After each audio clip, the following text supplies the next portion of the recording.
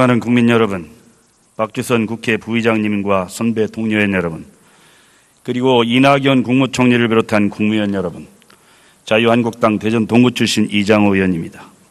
세계 경제는 IMF가 올해 성장률 전망치를 상향 조정할 정도로 호황에 들어섰습니다. 그러나 세계 경제 호황에 따른 후광 효과를 받아야 할 대한민국은 중소기업과 내수기업들이 어려움을 호소하고 국민 체감 경기는 점점 악화되고 있습니다. 문재인 정부의 핵심 경제 정책 중 임금을 올려 소비를 늘리고 그 힘으로 성장을 도모하겠다는 소득주도 성장의 실험적 정책으로 중소기업인, 소상공인, 자영업하는 분들, 농업에 종사하는 분, 아르바이트와 학업을 병행하는 청년들은 극한 상황으로 내몰리고 있습니다. 문재인 정부가 표방한 소득주도 성장의 핵심인 2020년 최저임금 1만 원 달성은 무분별, 무차별, 무성의, 무책임을 상징하는 어리석은 정책으로 판명나고 있습니다. 소득주의 성장 정책은 대선 공약으로 시작된 그들만의 믿고 싶은 신념이 되었고 독단적이고 독선적인 이 신념 때문에 취약계층은 무너지고 청년 실업은 최악의 상황에 처해 있습니다. 문재인 정부 취임 일성이자 업무 지시 1호로 일자리 정부를 자처하며 대통령 직무실에 설치된 일자리 상황판은 최악의 청년 실업률로 창고로 보내질 상황에 처해 있습니다. 경제학자들 사이에서는 벌써부터 일본을 잃어버린 20년에 비유될 정도로 대한민국의 장기 침체를 우려하며 현 정부의 과다한 시장 개입과 규제를 경제 적폐의 근본 원인으로 꼽을 정도로 중차대한 국가적 위기 상황입니다. 이제 문재인 정부는 국민들에게 세상 물정 모르는 정부로 불리며 지금 국정의 가장 큰 위험은 정부다라는 비판에 직면해 있습니다. 우리 경제부총리 나와주시기 바랍니다.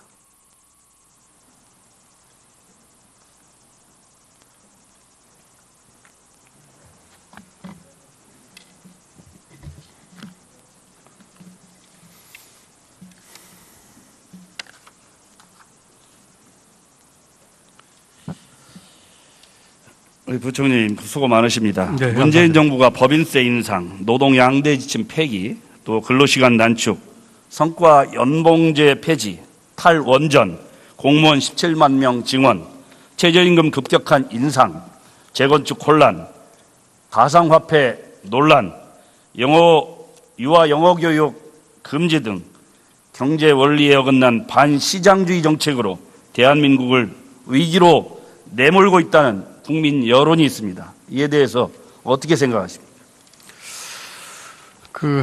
전반적으로 주신 말씀에 친절하겠지만, 제가, 거기에 동의하기는 어렵고요. 다만, 그 말씀 속에 있는, 여러 가지 저희들이 기담아들 내용은 기담하도록 하겠습니다.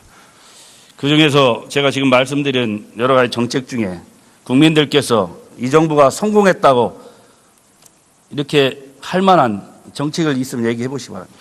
지금 말씀 주신 것 중에서 어느 한두 개가 아니고요. 다 같이 종합적으로 해서 좋은 성과가 낼 수 있도록 최선의 노력을 다하겠습니다. 대부분 설익은 정책으로 도리어 국민들을 어렵게 하고 있는 겁니다. 올해 한국 경제의 성패가 최저임금 인상 실험에 달려있다는 분석까지 나오고 있습니다. 여기에 대해서는 어떻게 생각하십니까? 성패라고 하긴 그렇지만 상당히 중요한 저희가 해결해야 될 과제라고 생각을 합니다. 이 최저임금 때문에 경기 침체나 또 물가 상승, 또 실질 소득 감소, 또 세금 폭탄이 우려된다는 국민 여론은 어떻게 받아들일 겁니까? 일부 그런 우려를 하실 수도 있겠습니다만 최저임금 인상에 따른 어려운 계층이나 이 취약계층에 있는 분들의 구매력 향상, 또 삶의 질 향상, 그러므로 있을 수 있는 인적 자원 확충, 또 거시적으로는 그럼으로써 이제 길게 봐서 우리 선순환의 고리를 만들 수 있는 그런 측면도 있다고 생각합니다. 그러면 최저임금의 과도한 인상이 소비를 늘려서 경제를 성장시킬 수 있다. 이게 가능하다고 보는 겁니까? 가능하다고 봅니다만 우선 거기에 앞서서 지금 이번에 최저임금 16.4% 올린 경우에 그 월급으로 한 사람은 157만 원입니다. 그렇기 때문에 이제까지 작년에 한 135만 원 정도 됐거든요. 그래서 그와 같은 취약층에 있는 분들의 어떤 최소한의 그 인간다운 삶, 그리고 그런 분들의 인적 자원의 확충, 그런 것들이 이제 우선 더 중요한 문제인 것 같고요. 그런 것들이 나중에 종합적으로 여러 가지 그 정부의 혁신 성장이라든지 이런 정책과 같이 맞물려서 궁극적으로 그 구매력 향상, 내수 진작, 성장과 투자로까지 연결되는 선순환의 고리, 이런 식으로 하는 것이 정부가 추진하는 전반적인 그림이라는 말씀을 드립니다. 저는 애당초 취지는 굉장히 좋았다고 봅니다. 그런데 굉장히 큰 부작용을 지금 낳고 있습니다. 비숙련 노동자에 대한 임금 인상을 하면, 고용자 입장에서 바라보면 비숙련 노동자를 기계로 대체하든가 아니면 숙련되어 있는 노동자로 대체하고 싶지 않겠습니까? 네, 어떻게 생각하세요? 그럴 수도 있습니다. 예. 그렇기 때문에 결국 비숙련 노동자가 해고당하고 현장을 떠나는 어려움에 처하게 되는 겁니다. 그걸 지금 이 정부가 간과하고 있다, 저는 이렇게 봅니다. 답변을 드릴까요? 네. 일부 특히 이제 과거에도 이제 10% 이상 그 임금을 인상했을 적에 이제 일부 서비스 업종에서 단기적으로 그런 현상이 있었던 것은 사실입니다. 정부도 그 점을 유념을 하고 있고, 최저임금 인상에 따른 그 그러니까 해고가 늘어난 걸 막기 위해서 이제 일자리 안정장과 여러 가지 간접 지원을 한 것이거든요. 그래서 의원님 좀 걱정하시는 그런 점들도 저희가 같이 감안해서 그와 같은 후유증이나 그 부정적인 효과 안 나오도록 최선의 노력을 기울이겠다는 말씀을 드립니다. 우리 부총리 말씀대로 지금 여러 가지 들으면 다 잘 돼야 될 텐데, 지난해 1월 말 기준으로 청년 실업률이 9.9% 맞죠? 예, 그렇습니다. 2000년 이후 최악의 상황인데 일자리 창출을 최고로 국정 기조로 생각하는 문재인 정부가 청년 실업률을 9.9%라고 하면 어느 국민이 이 정부가 잘한다고 하겠습니까? 의원님, 맞는 말씀입니다. 그런데 우리 일자리 정부를 추진하고 있고요. 작년에 저희가 거의 32만 명이 늘어났습니다. 그리고 금년에도 32만 명을 제가 목표로 하고 있는데, 작년 상반기하고 하반기를 보면 고용의 흐름이 크게 다릅니다. 예를 들어서 서비스 쪽에는 상반기에서 하반기가 한 11만 명 늘어났습니다. 서비스에서는, 제조업에서는 11만 명 늘어났고, 서비스에서는 19만이 줄어들었습니다. 우리 부총리께서는 보고 싶은 자료만 보는 것 같습니다. 아닙니다. 제가 그러면 지난 12월 한 달간 임시 일용직 근로자가 몇 명이 해고됐습니다. 제가 해고된 숫자는 지금 숫자를 갖고 있지는 그러니까 않습니다만, 보고 싶은 통계만 보는 겁니다. 39만 명이 해고됐습니다. 그러니까 이제 제가 드리려고 하는 말씀의 취지는 전체 일자리는 그렇고요. 청년 일자리 문제는 말씀하신 것처럼 정부가 가장 중요하게 생각하는 부분이고, 아니, 청년 일자리뿐만 아니고 임시 일용직이 지난 12월에 39만 명이 해고됐고 2012년 이후에 최악의 상황입니다. 임시 일용직 같은 경우는 12월 달은 계절적인 요인도 좀 있고요. 여러 가지 재정의 집행이 12월 달에 덜 되기 때문에 있는 그런 요소도 있기 때문에 저희가 말씀하신 것처럼 관심 있게 보고 있고요. 청년 실업 문제는 두 가지를 보셔야 될 것 같습니다. 하나는 경기적인 측면이나 지금 말씀하신 그런 게 있고요. 두 번째 문제는 구조적인 문제입니다. 이 청년 실업이 왜 이렇게 심각한지에 대한 구조적인 문제인데, 정부가 지금 두 가지 면에서 이 경기적인 측면을 포함한 단기적인 것과, 부총리님, 구조적인 문제를 뛰어넘어서 청년 실업률을 해결하는 것이 그 정부의 능력 아닙니까? 그렇습니다. 저희 최선의 노력을 앞으로 다 하도록 와서 하겠습니다. 변명만 계속 하시는데 그렇게 하시면 안 되고, 앞으로 청년 실업률을 획기적으로 늘리기 위한 이 정부의 고강도 대책을 내놔야 되는 거 아닙니까? 그렇습니다. 지금 그래서 그 말씀을 드리고 있는 참이었는데요. 그래서 지금 단기적인 경계하는 단기적인 대책과 구조적인 문제는 조금 몇 년 시간을 갖고 해야 되겠지만 꾸준히 하는 그런 투출액으로 저희가 하고 있다는 말씀을 드립니다. 지금 국민들께서는요, 일자리 조리는 거꾸로 된 정책을 이 정부가 남발하고 있다, 이렇게 봅니다. 그러다 보니까 가장 취약한 계층에서 가장 많은 피해를 입히는 정부다, 이런 여론이 있습니다. 명심해야 됩니다. 그럼 이런 최저임금의 과도한 인상으로 가장 어려움과 피해를 많이 보는 분들이 누구라고 생각하고 있습니까? 우선 저희가 이렇게 만들었을 적에 이제 제일 걱정했던 거는 이제 영세 소상공인이나 자영업자 또 영세 중소기업 분들을 생각을 해서 여러 가지 대책을 일자리 안전자금을 포함한 이제 간접지원까지 했고요. 또 혹시 이와 같은 그 최저임금 인상에 따라서 그 가장 그 해고되기 쉬운 분들, 예를 들면은 그래서 이제 이번에 일자리 안전자금 만들면서도 30인이 넘어도 이제 해당을 되게 했던 경비직이나 뭐 이런 거 아니겠습니까? 이런 분들이 가장 그 어려움을 겪을 가능성이 있는 분들이라고 생각을 하고 가능성이 있는 것이 아니고요. 지금 저 아파트 경비하시는 분들, 빌딩 관리 청소하시는 분들, 그리고 편의점 근로자들, 커피숍에서 종사하는 분들, 또 음식점에 종사하는 분들, 농업인들, 아르바이트 학생들, 대학교 조교, 가장 어려운 사람들이 가장 큰 어려움을 겪고 있습니다. 그런데 이 정부가 이거에 대해서 굉장히 소홀히 하고 있다. 저는 이렇게 봅니다.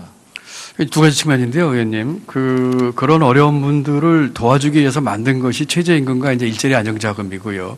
또 하나는 지금 걱정하시는 것처럼 그래서 이제 혹시 해고 위험이 있다든지 이런 분들에 대한 것인데 그에 대한 보완 대책을 지금 제가 쭉 만들어서 하고 있습니다만, 지금 일자리 안정자금을 시행하면서 필요한 보완 조치를 계속해서 하면서 최대한 좋은 모습이 나올 수 있도록 노력하겠습니다. 아니, 일자리 안정자금 얘기하시는데 지난 한 달간 신청률이 전체 대상자 236만 4천 명 중에 3.4%밖에 안 됐죠. 지금 어제 현재로 지금 8.7%입니다. 어제까지는 8.7%였습니다. 네, 8.7%인데 아까 우리 최 의원님 질의에 대해서 답변을 올렸습니다만 8.7%가 잘한 수치입니까? 아닙니다. 잘한 게 아니라 이제 조금 더 업데이트된 숫자를 제가 말씀드리는 거고요. 아니, 지금 뭐 50%도 아니고 70%도 아니고 10% 안 되는 이런 신청자를 가지고 지금 의원님 이제 시행한 지 한 달 남짓 됐거든요. 그리고 아까 말씀드린 것처럼 일단 봉급을 지급받은 뒤에 신청을 하게 돼 있고 속패서 주기 때문에 여러 가지 이제 조금 좀 시간을 두고. 현장의 목소리하고 지금 다른 말씀을 하시는 겁니다. 현장에서는 아까 다른 의원님도 말씀하셨지만 이 4대 보험료 반드시 가입해야 되고 그러다 보니까 보험료가 만약 끊기면 이 비용 부담에 대한 부담 그리고 직접 지원은 1년 하시기로 한 거죠? 지금 금년도 예산에 들어가 있습니다만 저희가 한시를 할 계획이지만 그러니까 단기 지원할 때 신청할 필요성이 없다 이렇게 업주들이 보는 것이고 또 한 분은 정부의 부정수급 단속 강화해서 만약에 걸리면 적발되면 최대 5배를 물어내야 되는 상황을 우려하고 있다고 합니다. 이게 현장에 30인 미만 사업하는 분들의 얘기를 직접 들어보면 바로 이런 이유들 때문에 얘기를 하는 건데 지금 부총리는 딴소리 하고 계시는 겁니다, 지금. 아니, 뭐 그런 건 아니고요. 의원님 말씀을 충분히 이해를 하고 있고요. 그리고 저희도 뭐 나름 현장을 가고 있습니다만 제가 좀 더 못 듣는 것도 있겠죠. 그렇지만 일자리 안정자금을 한시적으로 하겠다고 했지만은 금년에 그쳐진다는 말까지 하진 않았습니다. 또, 아까 다른 의원 질의에서도 말씀 계셨습니다만 작년 예산할 적에 내년도 지원 금액에 이제 캡까지 씌우면서까지 지원할 수 있는 길을 열었기 때문에 이러한 것들은 상반기 중에 집행 실적이나 효과를 봐서 저희들이 연착륙할 수 있는 방안을 만드는 그런 식으로 추진하겠다는 말씀을 드립니다. 우리 대통령과 최저임금 포함한 경제정책 가지고 지금 취임한 이후에 독대한 적이 몇 번 있습니까? 뭐 독대라고 하는 표현을 어떻게 제가 해석할지 모르겠지만 여러 차례 단둘이 두 분이 만나서 허심탄회하게 얘기한 적이 몇 번 있느냐? 단둘이 제가 대통령하고 만나는 것에 대해서 구체적으로 말씀드리는 것은 아닙니다. 뭐 이런저런 정확히 얘기해 주세요. 있었는지 없었는지 몇 번 여러 차례 뵀습니다. 물론 자주 뵈면 몇 번 뵀냐고 말씀을 여쭤보는 겁니다. 제가 대통령 만남 횟수까지 말씀드리는 거는 적절치는 않을 것 같습니다, 의원님. 그럼 지난번 혹시 뵀을 때 최저임금 부분에 대해서 상황을 보고 신축적으로 검토해 보겠다 이런 말씀 드린 적 있어요? 제가 이 최저임금뿐만 아니고요. 여러 가지 현안이 된 경제 문제에 대해서 대통령께 편하게. 대통령께서 뭐라고 하시던가 그렇게 하시라고 하던가요? 여러 가지 말씀을 다 드렸고요. 대통령께서 여러 가지 것에 대해서 저희 저를 비롯한 장관들께 많은 것을 맡겨주시고 또 상당히 열린 마음으로 하고 계시기 때문에 편하게 모든 말씀을 드리고 듣고 이런 다른 말씀을 드립니다. 시장의 혼란은 대통령께 직언을 해서라도 바로 잡아야 된다. 네, 그렇게 하고 있습니다. 그렇게 하실 거죠? 예, 그렇게 하고 있습니다. 예. 부총리님, 인력 다이어트라는 말 들어보셨어요? 무슨 뜻입니까? 기업 경영에서 주로 쓰는 말로 제가 이해가 됩니다만 효율적으로 사람을 좀 관리하고 그런 측면에 쓰시는 말씀 아닐까요? 그럼 최저임금 관련해서 영세 사업장에서 만약에 인력 다이어트라는 표현을 쓰면 어떤 분들을 어떤 경우를 얘기를 하는 걸까요? 아마도 그 최저임금 인상이 부담이 돼서 좀 고용 인원을 좀 더 늘리지 않고 유지하거나 또는 줄이겠다 하는 측면에서 쓰시는 말씀인 것 같이 제가 이해가 됩니다만. 이건요, 고용원이 없는 나홀로 사장, 또 직장에 다니면서 자영업하는 부모님을 도와서 비자발적으로 투잡을 하는 분들, 또 무인 독서실, 무인 편의점, 셀프 주유소 등 자동 시스템으로 교체하는 이런 상황, 또 시급을 안 올려줘도 신고하기 어려운 외국인 알바를 쓰는 경우, 이런 경우를 대체적으로 이런 예를 표현하는 겁니다. 지금 그런 분들이 있고 저희가 통계도 좀 보고 있습니다만은 제가 알고 있기로는 제 기억에 맞다면은 최저임금대에 있는 분들의 80% 내지 그 이상이 생계와 직접 관련된 분들이시고요. 지금 의원님 말씀하시는 것처럼 뭐 가사 노동을 도와준다든지 또는 두 개 잡을 뛰는 분들도 일부 있습니다만 80% 이상이 생계와 관련된 일에 종사하시는 걸로 제가 이렇게 알고 있습니다. 우리 부총리께서는 최저임금 관련해서 현장 방문하신 적 있으시죠? 여러 번 했습니다. 여러 번 했죠? 예. 뭐라고들 하시던가요? 어떤 분들은 그 제도를 잘 알고 신청을 하겠다고 하시는 분도 계셨고요. 아주 극히 드물게는 제도를 몰라서 알려드렸더니 신청하시는 게 있다는 분들도 있었고요. 제가 이렇게 예고하지 그 얘기가 아니고 최저임금 급격한 인상으로 한 얘기들은 못 들으셨어요? 그 얘기도 들었습니다. 그 얘기도 듣고 제가 거의 예고 없이 가서 이렇게 만났기 때문에 그 인상 속도의 신축성 문제에 대해서는 몇 분이 말씀하셨습니다. 그래서 현장에 가서 듣고 싶은 얘기만 들으면 안 됩니다. 쇼하듯이 사전에 짜놓고 해도 안 되고. 아니, 저는 사전에 짜고 한 적은 없습니다. 그리고 가서 또 그냥 있는 그대로 말씀을 해달라고 늘 부탁을 드리고 있습니다. 여기 고용부 장관 계신데 당장 신청서 들고 거리로 나가라 모두 공무원들한테 이렇게 하셨다죠? 오늘 고용부 장관은 참 다른 일 제쳐두고 신청 건수부터 올려달라. 공직자들 보고 그 많은 일들 많은데 다른 일 다 제쳐두고 이게 표현이 적절하다고 생각합니까? 고용부 장관이 오늘 참석돼서는 아닙니다만 고용부 장관 입장에서는 지금 제일 큰 현안이기 때문에 여러 가지로 좀 의욕적으로 좋은 뜻으로 하신 거로 저는 이해를 합니다. 건수 올리기 공무원들 동원하시면 안 됩니다. 정책을 가다듬을 그런 공무원들을 정책을 가다듬어서 국민들 실생활에 맞게 여건에 맞게 개선해 가는 것이지 공무원들 보고 가서 건수나 올리라고 하는 이런 정부가 어디 있습니까? 고용부 장관하고 제가 뭐 늘 소통을 많이 합니다만 건수를 올리기 위해서 그런 건 아니고요. 이와 같은 제도가 현장에서 잘 정착되도록 하는 그런 충정으로 이해해 주시면 감사하겠습니다.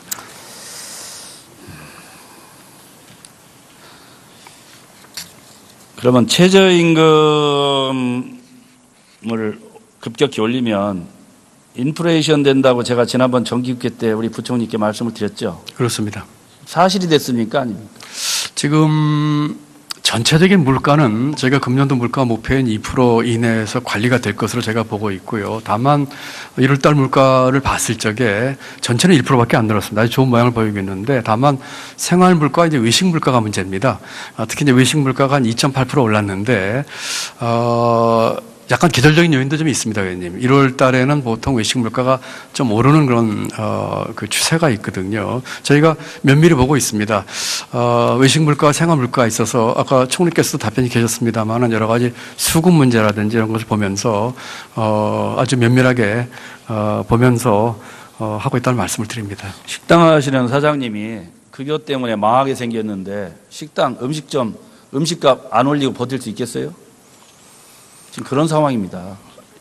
예, 그런 분들을 도와주기 위해서 이제 이번에 평균 이상 오른 것에 대한 일자리 안전장을 지원을 해주는 것이고요. 또 물가 문제는 저희가 전체 거시경제 관리 차원에서 잘 보고 있습니다. 지금까지 전반적으로는 그게 나쁘지 않은 모습인데 지금 말씀드린 그런 몇몇 사안에 대해서 저희가 계절적인 요인 또 이런 것들을 보면서 하여튼 잘 보도록 하겠습니다. 이 정부는 공정거래위원회에서 대기업의 소상공인 납품 단가를 인상하라고 하고 금융위원회는 카드사의 카드 수수료 인하를 압박하고 고용노동부는 최저임금 준수 여부를 조사하는 현장조사를 벌이겠다 엄포를 넣고 있습니다. 이렇게 할 게 아니고 카드 수수료는 카드 수수료에 맞게 정말 적정하게 엄포를 넣을 게 아닙니다. 기업을 겁박하듯이. 정책을 가다듬는 건 이 정부의 책임입니다. 그걸 민간인처럼 민간 기업 책임인 것처럼 돌리고 겁박하는 것은 이 정부의 역할이 아니라고 봅니다. 거기에 대해 어떻게 생각합니까? 의원님 질의 주신 취지는 10분 이해하고 잘 알겠습니다. 아까 몇 가지 예를 드신 것 중에는 저희가 불법이라든지 또는 여러 가지 편법적인 것에 대해서는 정부가 나름대로 공정한 잣대로 법에 따라서 하는 것이고요. 다만 카드 수수료 같은 문제들은 제가 알고 있기로는 그 카드 업계와 자율적으로 여러 가지 협의를 통해서 그 논의를 하고 있는 것으로 알고 있습니다. 하여튼 주신 말씀은 저희가 충분히 이해를 하겠습니다. 최근에 경제학 공동학술대회에서 나왔던 비판적인 얘기들 다 들으셨죠? 경제학회 추천해서 예. 했던 거, 얘기 다 들었습니다. 어떻게 생각합니까? 그 중에 이렇게 잘라서 얘기한 것이 아니라 전반적인 맥락에서 좋은 말씀들이 많았고요. 또 정부의 여러 가지 정책에 대해서 지지하시는 분도 또 비판적인 분도 있었습니다만 비판적인 견해에 대해서도 저희가 열린 마음으로 또 저희가 이렇게 좀 배울 건 없는지 적극적 자세로 보고 있습니다. 적극적으로 비판을 받아들이기 바랍니다. 들어가 주시기 바랍니다. 네, 감사합니다.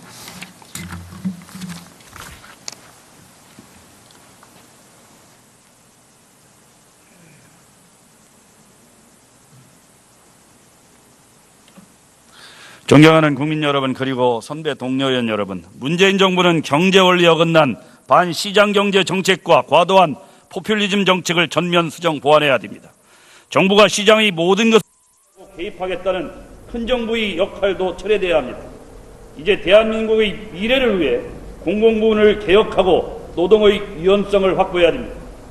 기업의 상황을 무시한 최저임금의 급격한 인상, 근로시간 단축 등 시장과 동떨어진 친노동정책의 궤도를 수정해야 됩니다. 기업과 노동자의 입장을 균형 있게 바라보면서 시장의 순리에 맞는 경제 정책을 추진할 것을 강력하게 촉구합니다. 끝까지 경청해 주셔서 감사합니다. 그와 같은 후유증이나 부정적인 효과가 안 나오도록 최선의 노력을 기울이겠다는 말씀을 드립니다. 우리 부총리 말씀대로 지금 여러 가지 들으면 다 잘 돼야 될 텐데, 지난해 1월 말 기준으로 청년 실업률이 9.9%인 맞죠? 그렇습니다. 예, 그렇습니다. 2000년 이후 최악의 상황인데 일자리 창출을 최고로 국정 기조로 생각하는 문재인 정부가 청년 실업률을 9.9%라고 하면 어느 국민이 이 정부가 잘한다고 하겠습니까? 의원님, 맞는 말씀입니다. 그런데, 우리 일자리 정부를 추진하고 있고요. 작년에 저희가 고용이 32만 명이 늘어났습니다. 그리고 금년에도 32만 명을 제가 목표로 하고 있는데, 작년 상반기하고 하반기를 보면 고용의 흐름이 크게 다릅니다. 예를 들어서, 서비스 쪽에는 상반기에서 하반기가 한 11만 명 늘어났습니다. 서비스에서는, 제조업에서는 11만 명 늘어났고, 서비스에서는 19만이 줄어들었습니다. 우리 부총리께서는 보고 싶은 자료만 보는 것 같습니다. 아닙니다. 제가 그러면 지난 12월 한 달간 임시 일용직 근로자가 몇 명이 해고됐습니다. 제가 해고된 숫자는 지금 숫자를 갖고 있지는 그러니까 않습니다만. 보고 싶은 통계만 보는 겁니다. 39만 명이 해고됐습니다. 그러니까 이제 제가 드리려고 하는 말씀의 취지는 전체 일자리는 그렇고요. 청년 일자리 문제는 말씀하신 것처럼 정부가 가장 중요하게 생각하는 부분이고. 아니, 청년 일자리뿐만 아니고 임시 일용직이 지난 12월에 39만 명이 해고됐고 2012년 이후에 최악의 상황입니다. 임시 일용직 같은 경우는 12월 달은 계절적인 요인도 좀 있고요. 여러 가지 재정의 집행이 12월 달에 덜 되기 때문에 있는 그런 요소도 있기 때문에 저희가 말씀하신 것처럼 관심 있게 보고 있고요. 청년 실업 문제는 두 가지를 보셔야 될 것 같습니다. 하나는 경기적인 측면이나 지금 말씀하신 그런 게 있고요. 두 번째 문제는 구조적인 문제입니다. 이 청년 실업이 왜 이렇게 심각한지에 대한 구조적인 문제인데 정부가 지금 두 가지 면에서 이 경기적인 측면을 포함한 단기적인 것과 부총리님, 구조적인 문제를 뛰어넘어서 청년 실업률을 해결하는 것이 그 정부의 능력 아닙니까? 그렇습니다. 저희 최선의 노력을 앞으로 다 지금 하도록 와서 하겠습니다. 변명만 계속 하시는데 그렇게 하시면 안 되고 앞으로 청년 실업률을 획기적으로 늘리기 위한 이 정부의 고강도 대책을 내놓아야 되는 거 아닙니까? 그렇습니다. 지금 그래서 그 말씀을 드리고 있는 참이었는데요. 그래서 지금 단기적인 경기와 관련 단기적인 대책과 구조적인 문제는 조금 몇 년 시간을 갖고 해야 되겠지만 꾸준히 하는 그런 투출력으로 저희가 하고 있다는 말씀을 드립니다. 지금 국민들께서는요, 일자리 줄이는 거꾸로 된 정책을 이 정부가 남발하고 있다 이렇게 봅니다. 그러다 보니까 가장 취약한 계층에서 가장 많은 피해를 입히는 정부다. 이런 여론이 있습니다. 명심해야 됩니다. 그럼 이런 최저임금의 과도한 인상으로 가장 어려움과 피해를 많이 보는 분들이 누구라고 생각하고 있습니다? 우선 저희가 이렇게 만들었을 적에 이제 제일 걱정했던 거는 이제 영세 소상공인이나 자영업자 또 영세 중소기업 분들을 생각을 해서 여러 가지 대책을 일자리 안전장을 포함한 이제 간접지원까지 했고요.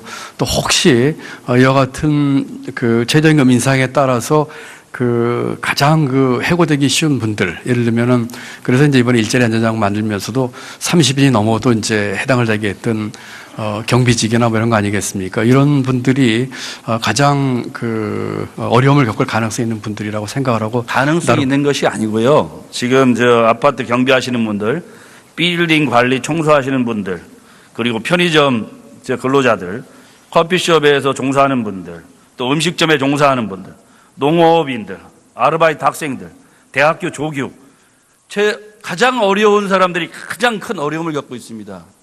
그런데 이 정부가 이거에 대해서 굉장히 소홀히 하고 있다. 저는 이렇게 봅니다. 두 가지 측면인데요, 의원님. 그런 어려운 분들을 도와주기 위해서 만든 것이 최저임금과 이제 일자리 안정자금이고요.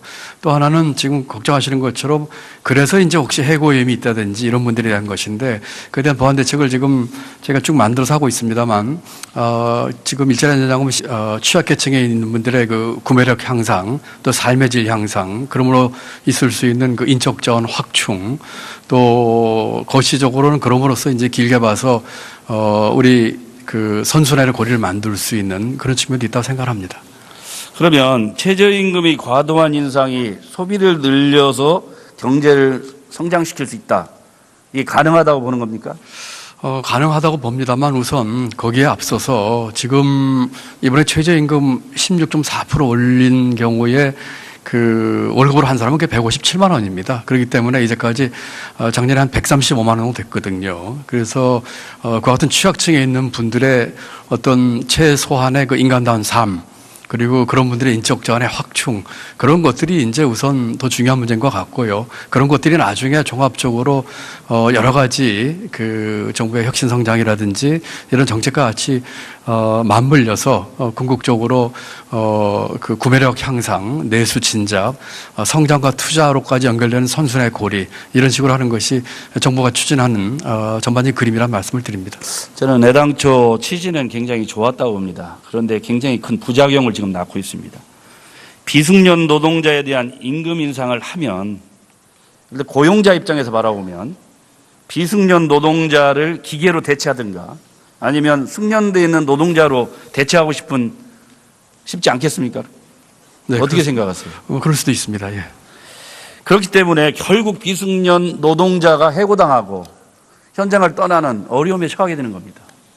그걸 지금 이 정부가 간과하고 있다. 저는 이렇게 봅니다. 답변을 드릴까요? 네. 일부 특히 이제 과거에도 이제 10% 이상 임금을 인상했을 적에 이제 일부 서비스 업종에서 단기적으로 그런 현상이 있었던 것은 사실입니다. 정부도 그 점을 유념을 하고 있고 최저임금 인상에 따른 그러니까 해고가 늘어난 걸 막기 위해서 이제 일자리 안정장과 여러 가지 간접 지원을 한 것이거든요. 그래서 의원님 걱정하시는 그런 점도 저희가 같이 감안해서. 부총리 나와주시기 바랍니다.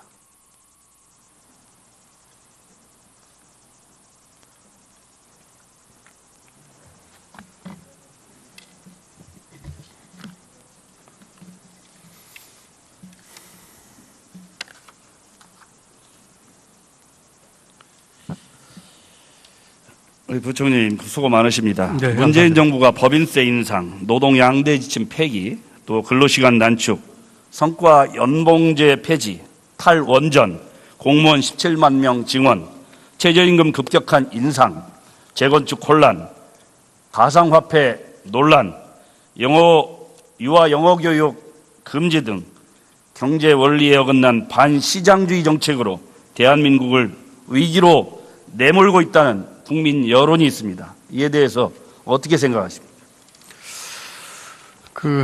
전반적으로 주신 말씀의 취지는 알겠지만, 제가, 거기에 동의하기는 어렵고요. 다만 그 말씀 속에 있는, 여러 가지 저희들이 기담받을 내용은 기담받도록 하겠습니다.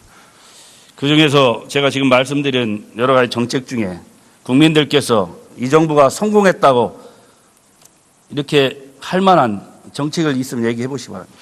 지금 말씀 주신 것 중에서 어느 한두 개가 아니고요. 다 같이 종합적으로 해서 좋은 성과가 낼 수 있도록 최선의 노력을 다하겠습니다. 대부분 설익은 정책으로 도리어 국민들을 어렵게 하고 있는 겁니다. 올해 한국 경제의 성패가 최저임금 인상 실험에 달려있다는 분석까지 나오고 있습니다. 여기에 대해서는 어떻게 생각하십니까? 성패라고 하긴 그렇지만 상당히 중요한 저희가 해결해야 될 과제라고 생각을 합니다. 이 최저임금 때문에 경기 침체나 또 물가 상승, 또 실질 소득 감소, 또 세금 폭탄이 우려된다는 국민 여론은 어떻게 받아들일 겁니까? 일부 그런 우려를 하실 수도 있겠습니다만 최저임금 인상에 따른 어려운 계층이나 하는 국민 여러분, 박주선 국회 부의장님과 선배 동료연 여러분, 그리고 이낙연 국무총리를 비롯한 국무위원 여러분, 자유한국당 대전 동구 출신 이장호 의원입니다. 세계 경제는 IMF가 올해 성장률 전망치를 상향 조정할 정도로 호황에 들어섰습니다. 그러나 세계 경제 호황에 따른 후광 효과를 받아야 할 대한민국은 중소기업과 내수기업들이 어려움을 호소하고 국민 체감 경기는 점점 악화되고 있습니다. 문재인 정부의 핵심 경제 정책 중 임금을 올려 소비를 늘리고 그 힘으로 성장을 도모하겠다는 소득주도 성장의 실험적 정책으로 중소기업인, 소상공인, 자영업하는 분들, 농업에 종사하는 분, 아르바이트와 학업을 병행하는 청년들은 극한 상황으로 내몰리고 있습니다. 문재인 정부가 표방한 소득주도 성장의 핵심인 2020년 최저임금 1만 원 달성은 무분별, 무차별, 무성의, 무책임을 상징하는 어리석은 정책으로 판명나고 있습니다. 소득주의 성장 정책은 대선 공약으로 시작된 그들만의 믿고 싶은 신념이 되었고 독단적이고 독선적인 이 신념 때문에 취약계층은 무너지고 청년 실업은 최악의 상황에 처해 있습니다. 문재인 정부 취임 일성이자 업무 지시 1호로 일자리 정부를 자처하며 대통령 직무실에 설치된 일자리 상황판은 최악의 청년 실업률로 창고로 보내질 상황에 처해 있습니다. 경제학자들 사이에서는 벌써부터 일본을 잃어버린 20년에 비유될 정도로 대한민국의 장기 침체를 우려하며 현 정부의 과다한 시장 개입과 규제를 경제 적폐의 근본 원인으로 꼽을 정도로 중차대한 국가적 위기 상황입니다. 이제 문재인 정부는 국민들에게 세상 물정 모르는 정부로 불리며 지금 국정의 가장 큰 위험은 정부다라는 비판에 직면해 있습니다. 우리 경제